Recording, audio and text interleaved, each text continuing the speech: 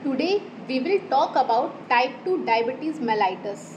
Why type 2 diabetes mellitus is considered as a lifestyle disorder, how it is controlled or prevented.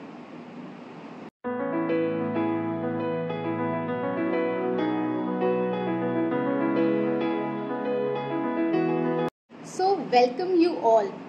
आज की video में हम बात करेंगे अपथ्य निमित्तज प्रमेय, जिसे हम टाइप 2 डायबिटीज़ मेलाइटस से कोरिलेट कर सकते हैं। अगर हम प्रमेय का शाब्दिक अर्थ देखें तो इसका मतलब है प्रभूत मात्रा में पेशाब का आना। मतलब प्रभूत मतलब in terms of frequency and quantity, मतलब बार बार आना और मात्रा में अधिक आना। तो आयुर्वेद में प्रमेय के दो प्रकार बताए गए हैं। पहला सहज प्रमेय which is correlated with type 1 diabetes mellitus, जिसे इंसुलिन डिपेंडेंट डायबिटीज़ मेलाइटस भी कहते हैं, क्योंकि ये फ्रॉम बर्थ जेनेटिक डिसऑर्डर है। इसमें इंसुलिन डिस्ट्रक्शन, जो इंसुलिन बनाती हैं सेल्स, बीटा सेल डिस्ट्रक्शन हो जाता है। तो ये एक ऑटो इम्यून डिसऑर्डर है। तो इसका सिर्फ एक ही उपाय है, आपको इंसुलिन का इंजेक्शन देना ही पड़ेगा। और दूसरा जिसकी आज हम विस्तार से बात करेंगे इस वीडियो में, वो है अपथ्य निमित्तज प्रमेय which is correlated with type 2 diabetes mellitus, जिसे कहते हैं, जिसका एक और नाम है non insulin dependent diabetes mellitus. मतलब इसमें ज़रूरी नहीं है कि आपको इंसुलिन की इंजेक्शन चाहिए, आप इसे अपथ्य निमित्तज मतलब अपथ्य जो भी आप नहीं करना चाहिए वो आप अपने आहार विहार, अपने खान पान में, अपनी लाइफस्टाइल में बदलाव किए हैं, जिसके कारण आपका जो मेटाबॉलिज्म है, जो चय अपचय प्रक्रिया है, वो पूरी तरह से डिस्टर्ब हो जाती है, जिसके परिणाम स्वरूप ये व्याधि आपको diabetes mellitus, type 2 diabetes mellitus जिसे कहते हैं, ये उसी का परिणाम होता है। So in this video we will talk about निदान, कारण यानी कॉज क्या है, कारण क्या है बीमारी का, रूप या मतलब लक्षण, जो भी लक्षण होते हैं, पूर्व रूप क्या मिलते हैं हमें, प्रोड्रोमल सिम्टम्स क्या मिलते हैं, उसके क्या कॉम्प्लिकेशन हैं और उसका क्या चिकित्सा है, उपचार क्या है, ट्रीटमेंट, इसके बारे में विस्तार से बात करेंगे। And this video is in simplified way and comprising both Ayurvedic and modern aspect for your better understanding. तो सबसे पहले समझते हैं कि हमारे शरीर में जो इंसुलिन, जो हार्मोन की गड़बड़ी होती है, टाइप 2 डायबिटीज़ मेलाइटस में इंसुलिन रेजिस्टेंस हो जाती है बॉडी। तो इसका क्या, इंसुलिन काम क्या करता है हमारे शरीर में? एक्चुअली इंसुलिन जो हार्मोन है, उसी की वजह से जब हम खाना खाते हैं, जो खाने से हमें ग्लूकोज मिलता है, वो ग्लूकोज हमारे ब्लड में रहता है, उसको सेल तक पहुंचाने का काम इंसुलिन करता है। मतलब इंसुलिन एक तरह से चाबी का काम करता है, वो हमारे सेल्स के दरवाजे खोलता है, तब जाके उसके अंदर वो ग्लूकोज जाता है। अगर इंसुलिन काम अपना नहीं करेगा या पैंक्रियास जो ग्लैंड है वो उसको प्रॉपर सिक्रीट नहीं करेगा, या किसी भी कारण से हमारे सेल्स उसका उपयोग ना कर पाए, तो फिर हमारे सेल्स को खाना मिल ही नहीं पाएगा। जो ग्लूकोज हमारे खाने से जाता है वो हमारे सेल तक पहुंच ही नहीं पाएगा। उसका लेवल हमारे रक्त में खून में उसका लेवल हमेशा बढ़ा रहेगा, जिसको हम क्या कहते हैं, हाइपरग्लाइसीमिया। इसीलिए इस व्याधि में रक्त शर्करा की मात्रा अधिक होती है, हाइपरग्लाइसीमिया मिलता है। What are the aetiological factors of diabetes mellitus? निदान, कारण की बात करें तो सिर्फ इसके मुख्यतः दो कारण बताए गए हैं। पहला, अहितकर आहार विहार यानी faulty dietary habits, and second, less active और सिडेंटरी लाइफस्टाइल, मतलब जैसे कि आजकल हमारी बैठी हुई जीवन शैली हो गई है। आयुर्वेद में इसके निदान का एक श्लोक है जिसमें कहा गया है, आस्य सुखम, मतलब जिसको बैठने में अधिक सुख मिलता हो। स्वप्न सुखम, मतलब जिसको एक्सेसिव स्लीप की आदत हो, उसको सोने में अधिक सुख मिलता हो, जो दिवा स्वप्न करता हो, दिन में सोता हो। और अहितकर आहार विहार, जैसे दही कफवर्धक होता है, अभिसंधि होता है, स्रोतों को, जो हमारे चैनल्स हैं उसको ब्लॉक करता है, तो आगे का जो धातुओं का निर्माण है वो रुक जाता है। एंड मिल्क प्रिपरेशन जितने भी हैं उसको, वो इसके निदान है, कारण है, कॉज है। नव अन्नपान, नया जो भी फ्रेशली हार्वेस्टेड जो भी अन्न है उसको हमें नहीं खाना चाहिए, वो इसका निदान है। गुड़ के विकृत जितने भी गुड़ का विकार है वो इसका कफ को बढ़ाता है।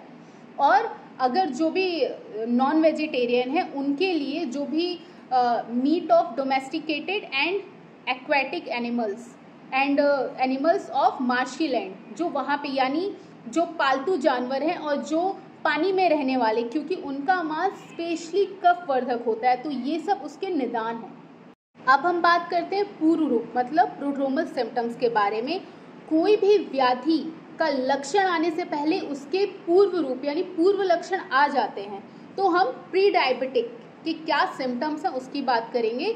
तो पहला है कर पाद दाह, मतलब हाथ और पैर, ये हाथ की हथेली और पैरों में जलन, अगर उसमें किसी के जलन होती है, सुप्तता यानी शून्यपन, नंबनेस जिसे कहेंगे, और एक सुई चुभोने जैसी पीड़ा यानी टिंगलिंग सेंसेशन अगर हमें होता है, तो ये उसके पूर्व रूप हैं।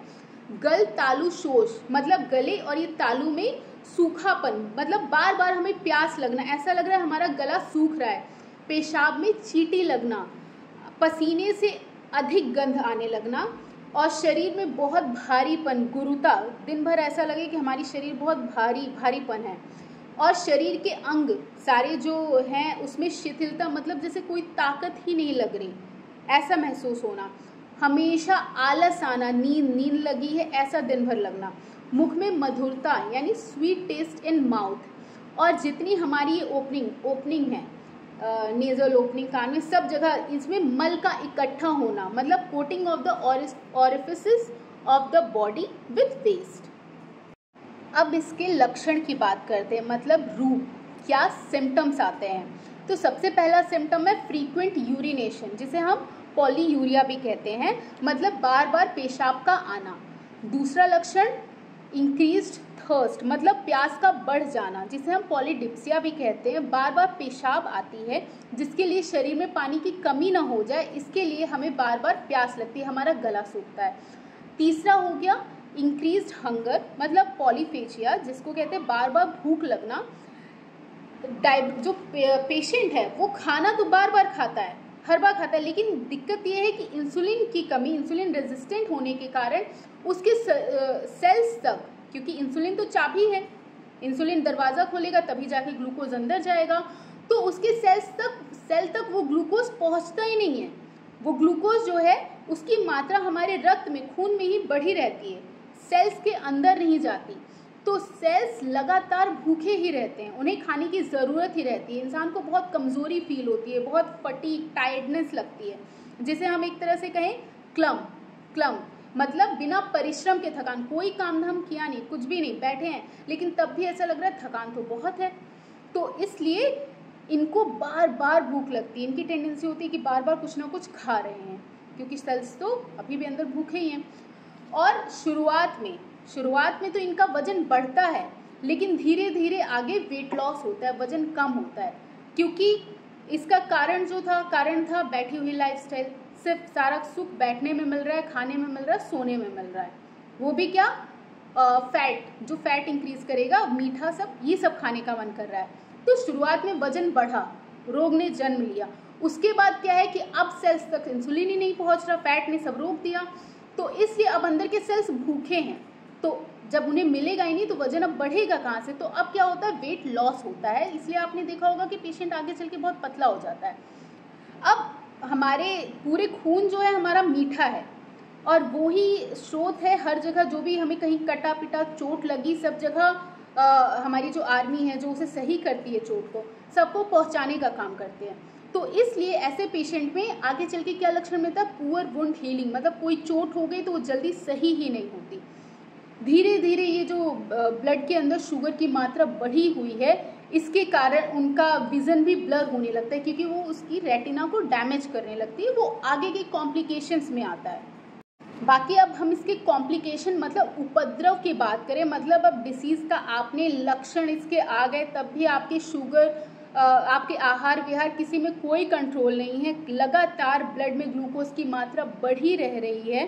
जैसे बहुत से लोग लापरवाही करते हैं कि ठीक है दवा खा लेंगे, इंजेक्शन ले लेंगे, कोई बात नहीं, लेकिन नहीं, उस लापरवाही का परिणाम ये होता है कि आगे आगे इसके कॉम्प्लिकेशन मिलते हैं हमें आगे चल के।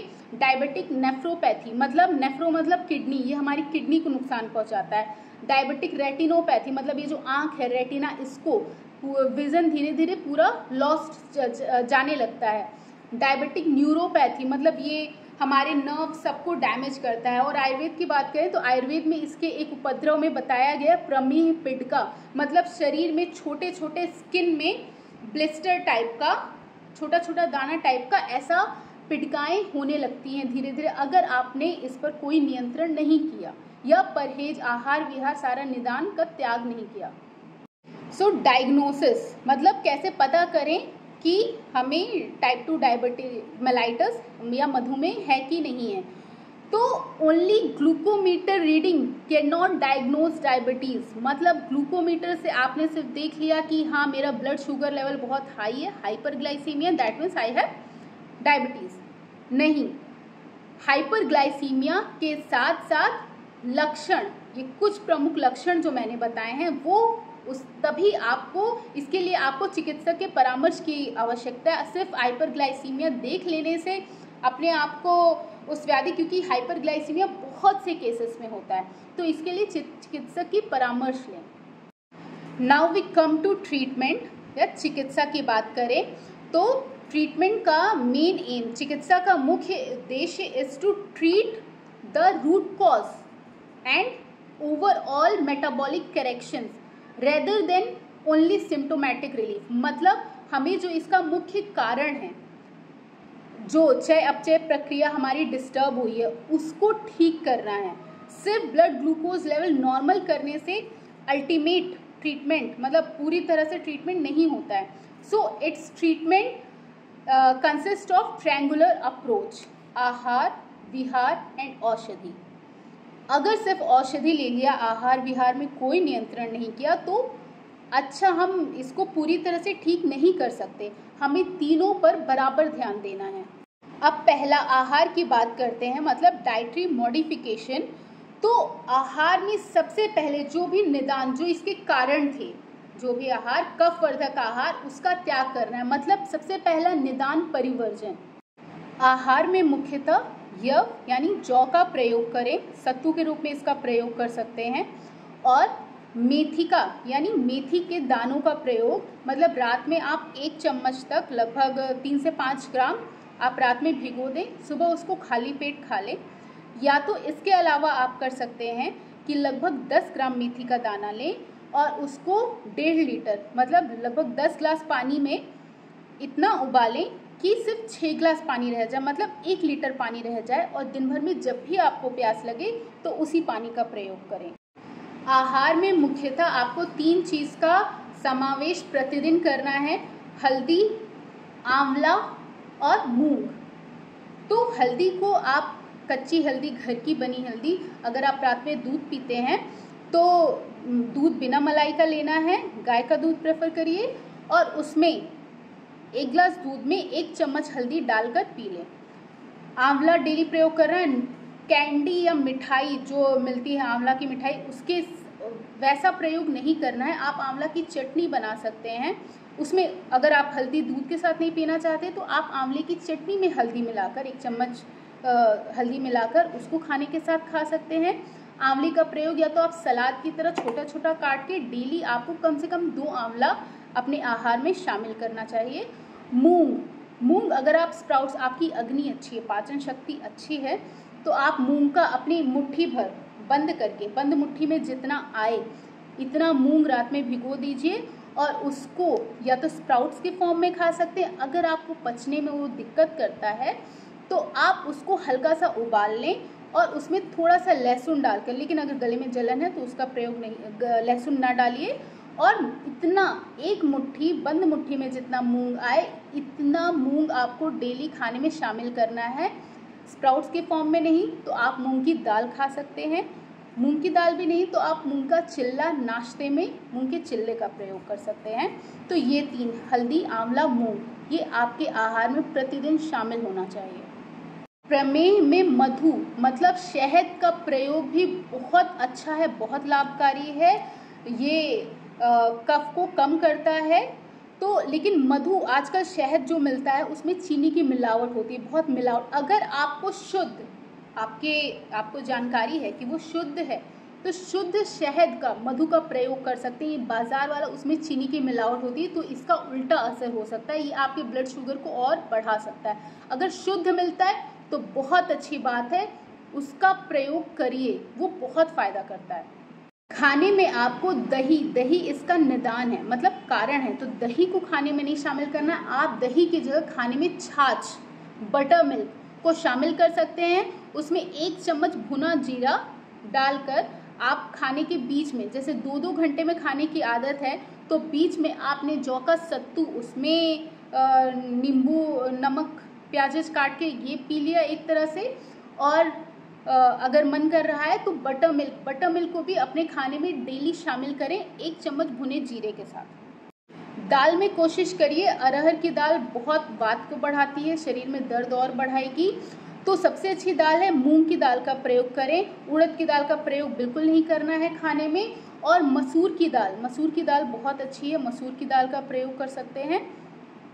चावल या ये कोई भी अनाज नया प्रयोग नहीं करना, 1 साल पुराना प्रयोग करना है, तो पुराना चावल प्रयोग कर सकते हैं।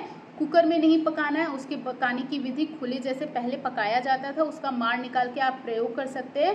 और सबसे अच्छा चावल एक षष्ठी चावल होता है, 60 दिन में पकता है, एक हमारे यहाँ व्रत होता है जिसमें वो खाया भी जाता है, तो वो बहुत अच्छा है, उसका ग्लाइसेमिक इंडेक्स बहुत कम है, बहुत न्यूट्रिशियस है। तो आप अगर हो सके, पॉसिबल है, तो आप षष्ठी चावल जो 60 दिन में पकता है, लाल चावल होता है, उसका आप प्रयोग करें। बाकी सब्जी में आपको लौकी, कद्दू, करेला और भिंडी, बाकी हरी सब्जियां सारी ये प्रयोग में लानी है, जो भी मौसम की हों वो सब्जियां लानी हैं। ये सारे आपके खाने के ऑप्शन हो गए। लेकिन आपको अब सुबह से शुरुआत करते हैं, तो दिन की शुरुआत आपको दातून से करनी है, और वो भी नीम की दातून या अर्जुन वृक्ष होता है, अगर वो आसपास है आपके, तो अर्जुन की दातून का प्रयोग करना है। क्योंकि आधी चीज़ें जब हम दातून करते हैं तो ये हमारे टंग के आसपास फाइन कैपिलरीज होती हैं, जिससे बहुत एब्जॉर्ब होता है, बहुत जल्दी एब्जॉर्ब होता है। तो यहाँ से ही आपके ट्रीटमेंट का प्रोसेस शुरू हो जाता है। तो सुबह दातून, जो भी डायबिटिक पेशेंट है वो कोशिश करें वो दातून का प्रयोग करें, ये टूथपेस्ट की जगह नीम के दातून का प्रयोग करिए, या अर्जुन वृक्ष अगर आसपास हो, नहीं तो नीम तो हर जगह अवेलेबल है, तो सुबह आपको दातून करना है। उसके बाद सुबह अगर आप चाय पीने की आदत है, चाय की जगह आप गिलोय को आप लगभग इतना बड़ा टुकड़ा उसको कूट लें, एकदम यह जैसे जौ बराबर इतना छोटा छोटा उसको कूट लें, और लगभग उसको 1 गिलास पानी में चढ़ाएं, आधा ग्लास होने तक उसको पकाएं, और उसको धीरे धीरे काढ़े की तरह उसको पीना है। अगर ये सुबह नहीं पॉसिबल है तो आप इसको शाम में भी पी सकते हैं, लेकिन गिलोय का प्रयोग प्रतिदिन करना है। बाकी आपको अपनी दिनचर्या में सुबह के वक्त उद्वर्तन, मतलब शरीर पर रूक्ष उद्वर्तन, जो सरसों होते हैं, सरसों के दाने का कोर्स पाउडर, मोटा पाउडर चूर्ण बना लें, और उसमें हल्का सा सरसों का तेल मिलाकर शरीर में घिसना है। इससे भी कफ पिघलता है, मेद धातु पिघलती है, और जिससे डायबिटीज़ में आराम मिलता है। ये दिन की बात हो गई। रात में आपको एक चीज़ और ऐड करनी है, आपको डेली रात में अपना पादाभ्यंग, मतलब ये जो पैर का सोल है, इसको हल्का सा जेंटल मसाज करना है। या तो आप कुछ नहीं है, सरसों के तेल से करिए, तिल का तेल अवेलेबल है, तिल के तेल से करिए, नहीं तो निर्गुंडी तेल, जो बहुत अच्छा वात शामक है, क्योंकि जब पैर का पादाभ्यंग होगा तो उससे वो स्ट्रेस रिलीव करता है, और स्ट्रेस बहुत बड़ा कारण है ब्लड ग्लूकोज लेवल बढ़ाने का। तो डेली स्ट्रेस, अगर कोई कितना भी कहे कि स्ट्रेस नहीं लो, तब भी पॉसिबल नहीं होता है। इसलिए ये रात में आप ये एक अपने दिनचर्या में शामिल करके अपना मेंटल स्ट्रेस कम कर सकते हैं। So do daily at night पादाभ्यंग, थोड़ा जेंटल मसाज 10 से 20 मिनट का आप कर सकते हैं। ये पूरे आहार की बात हो गई। अब अगर हम विहार की बात करें, मतलब एक्सरसाइज, अगर आप एक्सरसाइज कर सकते हैं तो वो सारी स्वेटिंग एक्सरसाइज जिससे माथे पे पसीना आए वो करिए। नहीं तो आप कुछ योगासन, 4-5 योगासन है जिसका आप प्रयोग डेली आपको करना है। तो पहला हो गया पादहस्त आसन, पादहस्त आसन। दूसरा सेतुबंध आसन, सेतुबंध आसन। तीसरा वक्रासन। चौथा अर्ध मत्स्येंद्र आसन। तो ये जितने मैंने 4 योगासन बताए हैं, these yogasan will help to increase your BMR, basal metabolic rate. ये जो चयापचय क्रिया जो धीमी पड़ गई है उसको बढ़ाएगा। And help your body cells to use insulin. आपका जो ये रेजिस्टेंस डेवलप हो गया है, बॉडी सेल्स, हमारी सेल्स इंसुलिन है पर उसे यूज नहीं कर पा रही, तो उसको यूज करेंगी, चयापचय क्रिया बढ़ेगी आपकी। बाकी कुछ औषध द्रव्य की बात करें तो आपको औषध में दीपन पाचन चिकित्सा, दीपन पाचन चूर्ण जैसे त्रिकटु चूर्ण, व्योषादी वटी के टैबलेट के फॉर्म में भी आता है, ये यूज़ कर सकते हैं। लेकिन इन सब के लिए आपको आयुर्वेदिक चिकित्सक के परामर्श के बाद ही लें, बिना किसी चिकित्सक की। कोई भी दवा की डोजिंग, उसकी मात्रा कितनी होनी चाहिए वो आपकी अग्नि, आपकी प्रकृति के अनुसार ही होती है, तो इसके लिए चिकित्सक की परामर्श लें। उसके अलावा आप शोधन चिकित्सा, प्यूरिफिकेशन थेरेपी भी कर सकते हैं। तो in panchakarma you can go for vaman karma, lekhan basti, but all it can be done only under the supervision of ayurvedic practitioner. तो आयुर्वेदिक डॉक्टर की सलाह के बाद ही ये सब करें। हमें एक बात का ज़रूर ध्यान देना है कि अगर हमने मेडिसिन ली है तो हमें उसके साथ प्रॉपर खाना भी खाना है। हम इतना सारा परहेज एक साथ हर चीज़ अप्लाई नहीं करनी है। जैसे जामुन के बीज का चूर्ण भी ले लिया, मेथी चूर्ण भी ले लिया, गिलोय भी ले लिया, फिर खाना भी उतने ही रेगुलेट करके बहुत कम खाया, फिर एक्सरसाइज भी, वर्कआउट भी ज़्यादा हो गया। इससे खतरा होता है अचानक से ग्लूकोज लेवल कम होने का, हाइपोग्लाइसीमिया का, जो बहुत ही लाइफ थ्रेटनिंग हो सकता है। तो ऐसा बिल्कुल ना करें कि सब कुछ एक साथ ही अप्लाई करते हैं। कोई भी चीज़, 2 चीज़ इनमें से आप अपने में डेली शामिल करें। बाकी आहार को नियमित रखें, बीच बीच में 2-2 घंटे में थोड़ा थोड़ा खाइए। हाइपोग्लाइसीमिया से बचने के लिए अपने पॉकेट में या अपने पास किशमिश ज़रूर रखें। अगर ऐसा आपको प्रतीत होता है कि आपको एक कन्फ्यूज़न की स्थिति बन रही है, क्या करूं क्या नहीं करूं, बहुत कमज़ोरी आ रही है, हाथ पैर अचानक कांपने लगे, तो ज़रूर उसमें से 2 चम्मच तक किशमिश ज़रूर खा लें अगर ऐसी स्थिति होती है हाइपोग्लाइसीमिया की। तो दैट्स ऑल फॉर टुडे। अगर आपको इसके अलावा भी कुछ जानना है, आपके कुछ डाउट हैं, तो आप कमेंट सेक्शन में ज़रूर बता सकते हैं। So like, subscribe and share. Thank you.